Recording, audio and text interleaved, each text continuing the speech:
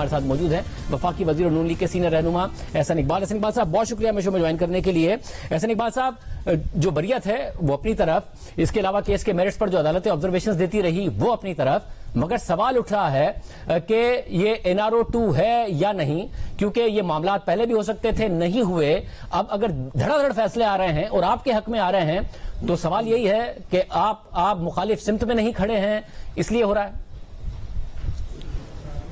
देखिए शाहजेब, आपको पता है कि पिछले दौर में जिसके बारे में इमरान नियाजी साहब ये कह रहे हैं कि काश उनको कोई इख्तियार हासिल होता, हकीकत तो ये है कि उनके 4 साल पाकिस्तान की तारीख में मजबूत तरीन वजीर आजम के इख्तियारात थे और पाकिस्तान में कभी किसी वजीर आजम को इतनी जुर्रत नहीं हुई थी कि वो सुप्रीम कोर्ट के चीफ जस्टिस और डिवीजन बेंच के फैसलों को 7-7 महीने तक अपने पैरों के नीचे रोंदे।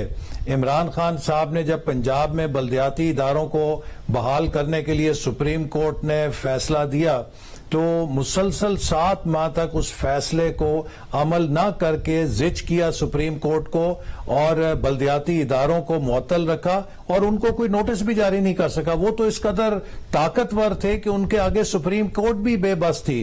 तो जो छोटी अदालतें हैं, जो एहतसाब अदालत है, जो कोई दहशतगर्दी की अदालत है या मतहत अदालतें हैं, उनकी क्या हैसियत हो सकती है। मैं सबसे बड़ा नुकता ये कहना चाहूंगा कि इमरान खान साहब के दौर में शहबाज शरीफ साहब और उनके बेटों के खिलाफ इन्होंने जो शवाहिद मनी लॉन्ड्रिंग के FIA में पेश किए थे और इन मुकदमात में पेश किए थे, ये सारा पुलंदा उठा के इन्होंने बरतानिया की नेशनल क्राइम एजेंसी को भी पेश किया था और इनकी अवलीन कोशिश ये थी कि ये बरतानिया की नेशनल क्राइम एजेंसी से शहबाज शरीफ साहब को किसी तरीके से इंडाइट करवा लें ताकि ये कह सकें कि बैनुल अक़वामी इदारे ने इनको करप्शन में मुलव्वस पाया। लेकिन आपने देखा कि वो सारा जो शवाहिद इन्होंने अपने बकौल वहां पर जमा कराए थे उनको नेशनल क्राइम एजेंसी ने भी रद्दी की टोकरी में फेंक दिया। वो कागज जो शहजाद अकबर साहब हिलाते थे प्रेस कॉन्फ्रेंस में,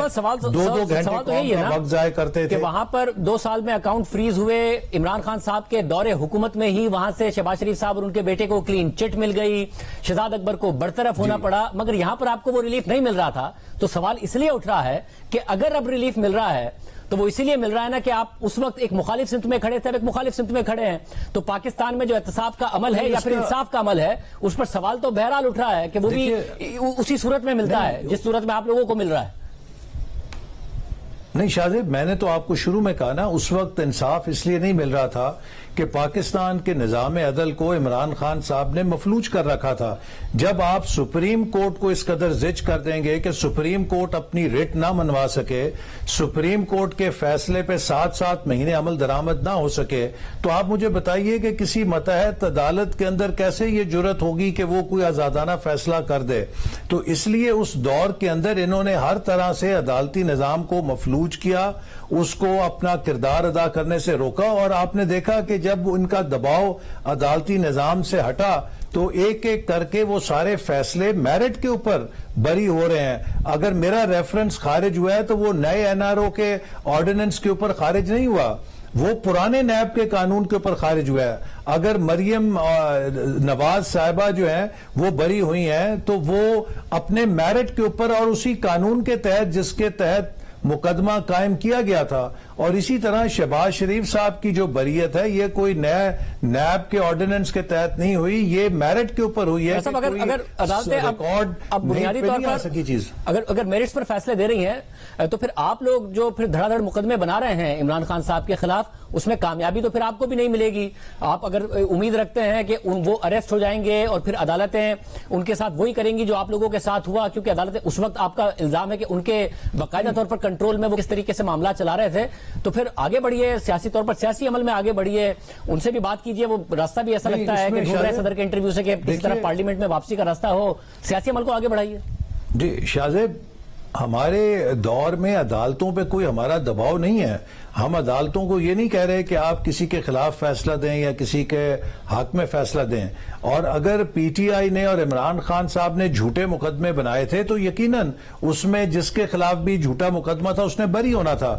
لیکن عمران خان صاحب کے خلاف جو شواہد ہیں, جو ان کے خلاف مقدمے بن رہے ہیں, وہ تو بہت ٹھوس حقیقت کے اوپر ہیں اور حقائق کے اوپر ہیں. اس کی سب سے بڑی مثال یہ ہے کہ شہباز شریف صاحب کے خلاف اگر جھوٹا مقدمہ تھا اور جھوٹی خبر آئی تو انہوں نے ڈیلی میل کو 24 گھنٹے نہیں تو چند دنوں میں چیلنج کیا برطانیہ کے اندر.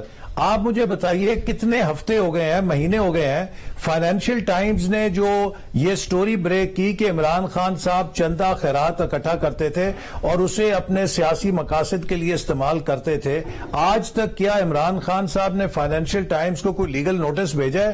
کیا اس کے خلاف کوئی مقدمہ کیا؟ برطانیہ کے اندر نہیں کر سکتے, چونکہ انہیں پتا ہے کہ اگر وہاں پہ یہ مقدمہ ان کے خلاف کیا تو وہ شواہد عدالت میں پیش ہوئے تو ان کو لینے کے دینے پڑ جائیں گے. اسی طرح جو ایف آئی اے نے اب تحقیقات کی ہیں فورن فنڈنگ کیس میں, اس میں ایسے ناقابل تردید شواہد ملے ہیں کہ شرمناک ہیں کہ کس دیدہ دلیری کے ساتھ عمران خان صاحب چندوں کو اپنی سیاست میں استعمال کرتے رہے ہیں. بہت شکریہ. اسناق صاحب ہمارے ساتھ موجود تھے. اب وقت ہی بتائے گا کہ جن ٹھوس شواہد کی وہ بات کر رہے ہیں وہ کس حد تک درست ثابت ہوتے ہیں. تحریک انصاف نے بڑے بڑے دعوے کیے, بہت بڑے بڑے دعوے کیے, عدالت نے کیس کے میرٹس پر ان کے اپنے زمانے میں سوالات اٹھائے اور آج شہباز شریف, حمزہ شہباز بری ہو گئے ہیں.